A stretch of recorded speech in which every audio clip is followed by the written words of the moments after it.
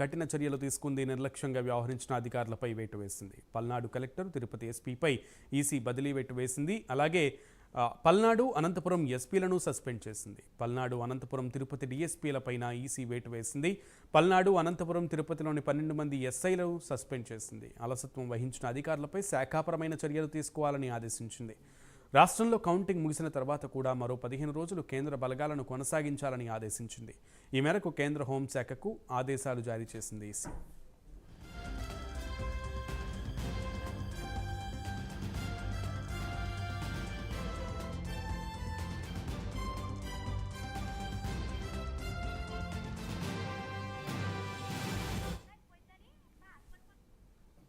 మరోవైపు ఏపీలో ఘర్షణలపై దర్యాప్తునకు సిట్ ఏర్పాటు చేసింది ఈసీ. 2 రోజుల్లో నివేదిక ఇవ్వాలని సిట్ను ఆదేశించింది.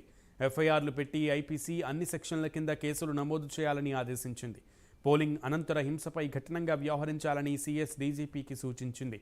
25 కంపెనీల పారామిలిటరీ బలగాలను రాష్ట్రంలో కొనసాగించాలని ఆదేశించింది.